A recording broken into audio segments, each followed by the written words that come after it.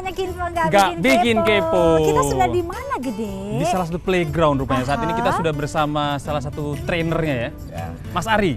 Hai Mas. Ya, Mas Ari, kita tadi ngomongin kegiatan berarti ya, kegiatan para tadi kita sudah peliharaan sedikit di sini. melihat bagaimana salah satu doggy yang sempat di training di sini. Ini bisa kita lihat di belakang kita ini.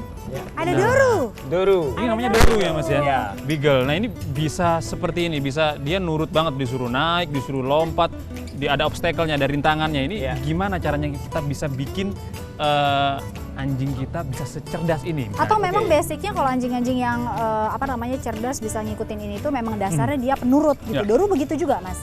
Dulunya sih enggak. Dulunya enggak? Dulunya enggak. Oke. Jadi Doru ini punya cerita punya cerita kenakalan dia atau seperti apa? Background yang lumayan.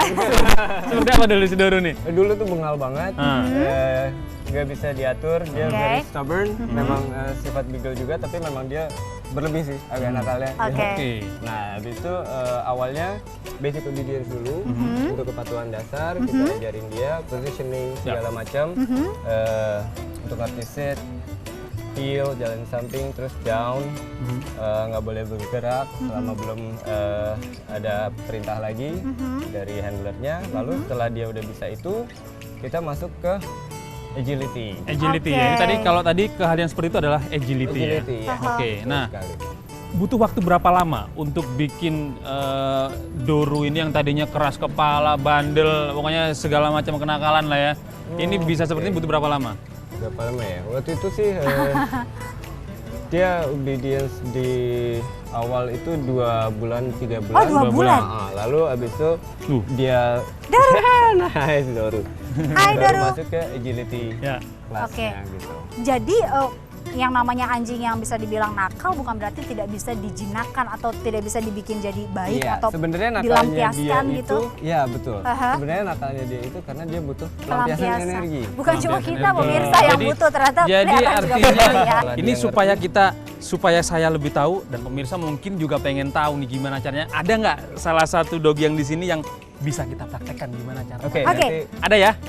Ada ya? kita Boleh mau diambilkan ya? Boleh diambilkan ya? Oke pemirsa, kita lihat Boleh, dulu kita ini lihat. dia anjing-anjingnya atau peliharaannya. Nah, dan Ini seperti yang dia. tadi kita janjikan, ini Mas Adi sudah bawa namanya Baby. Baby ini jenisnya apa nih Mas? ini jenisnya Akita. Oh, Akita. Mungkin kalau orang di rumah sudah familiar ya, Iya. Hachiko, film Sama Hachiko filmnya ya. Hachiko itu betul ya? Iya. Ini ya? Iya. Nah ini sekarang Mas Ari sama Baby pengen main bersama-sama. Dan tadi Mas Ari bilang kalau misalnya yang namanya anjing itu bisa dilatih dan dipancing dengan makanan. Iya, Betul awalnya. gitu ya. Mas Adi ini awalnya. sebenarnya si Baby ini belum dikasih makan atau gimana? Rakus banget kayaknya dari Emang tadi. kebetulan food drive-nya dia tinggi. Oke, food drive-nya. Iya, Artinya dia banget. punya apa namanya Eagerness-nya appetite dia, iya, untuk eagerness-nya makan dia besar ya. terhadap food lebih tinggi dan biasanya anjing yang food drive-nya tinggi itu dia nanti lebih fokus. Lebih fokus itu lebih- artinya lebih mudah dilatih. Iya, betul. Oke. Jadi jangan salah kalau punya anjing yang sangat obses Suka sama makanannya, makanan. itu jangan sedih dulu karena anjing-anjing seperti ini yang lebih mudah dilatih ya Mas ya. Betul. Oke, ya udah kasih tunjuk Kita sekarang Mas. mau coba kasih lihat sama pemirsa, Mas Ari boleh? Ya. Ya. Ini kan basic obedience Mas. Seperti apa nih Mas? Biasanya kan pengennya anjingnya bisa disuruh stop, bisa disuruh duduk, Ya. bisa disuruh salim gitu. Coba. Nah, awalnya biasanya kita ajarin awalnya untuk sit. Jadi dia harus tenang, terus Ya. duduk. Good. Mhm. Good. Dengan dia tangannya begitu berarti dia Ya. menandakan kalau dia food drive-nya dan eagerness-nya dia terhadap Begini terus, makanan. tangannya begini terus. Kalau tangannya gini Nah, terus nanti ya. baru bisa dimasukin ke sih. Oh, oke, kasih Untuk shake, shake segala ya. macam. Ditambahin ke dog tricks jadi ya dog skill. Dog skill. Kan? Nah, Asal udah ini obedient. ketika kita mau ngelatih nih pertama kali, apakah Ya. kita harus melengkapi ini? Leash Iya, ini harus? leash, harus. Kenapa tuh Mas? Biar kita masih bisa kontrol. Karena kan Kalau anjing masih dia baru ya terlalu Mas ya. banyak distraction dan segala macam, and then Kita flu, juga, nah kita nggak bisa kontrol kan. Oke, nice. Ya. Oke, tadi udah shake hand tadi ya, udah bisa ya shake hand ya. Ini posisinya apa? Ini juga Ini salah down. satu yang dilatih? Ya. Ini down. Oke, ini down. Down, makan terus berarti ini. Jadi dia selama- nurutnya sama Oke. makanan nah. Iya, kalau misalnya dilihat, jadi Baby ini setiap apapun yang kita perintahkan harus di-trigger dengan makanan.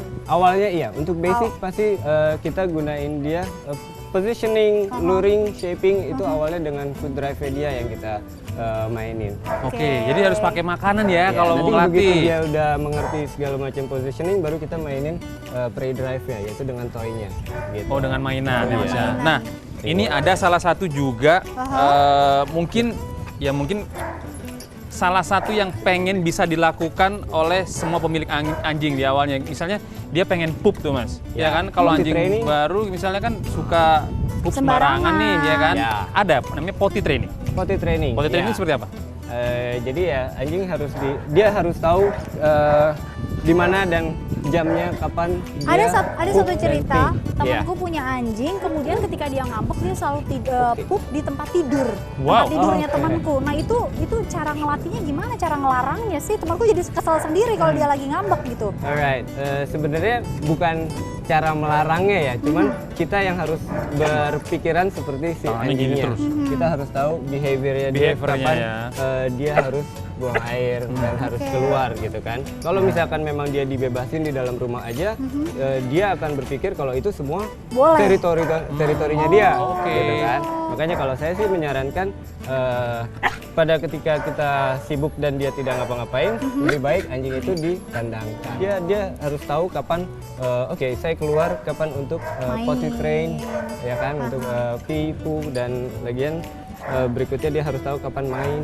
Nah, itu yang harus diperhatikan, harus tahu timingnya, terus behaviornya seperti apa. Betul. Jadi kita harus mengamati, jadi ketika jam-jam sekian itu biasanya anjing Betul, kita pengen pup, betul. ya sudah kita ajak keluar. Betul. Gede dan Walaupun juga Mas misalkan Ari. terjadi kecelakaan, dia pup di sembarangan, berarti Iya. ya Apa salah yang kita. dilakukan? Karena kan Salah kita kebanyakan karena telat. Telat. Oke. Ya kan? Kita telat ngeluarin. Jangan emosi ya. Ya, Jangan itu emosi. salah kita kan.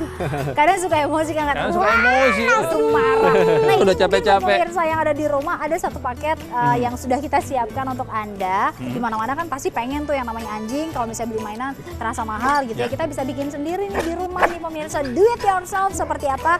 Kita bikin pernak-pernik lucu untuk para peliharaan di rumah. Ini dia.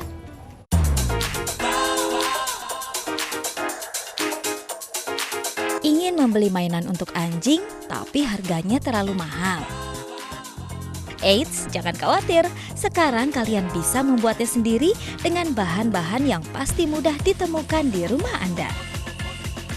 Bahan yang diperlukan hanya kaos yang sudah tidak dipakai serta gunting. Caranya mudah banget. Gunting kaos yang tidak terpakai bagian bawah menjadi 3 bagian, lalu gulung. Kemudian ikat berbentuk kepang. Dan, yaps, sekarang anjing peliharaan kalian bisa bermain dengan bahagia.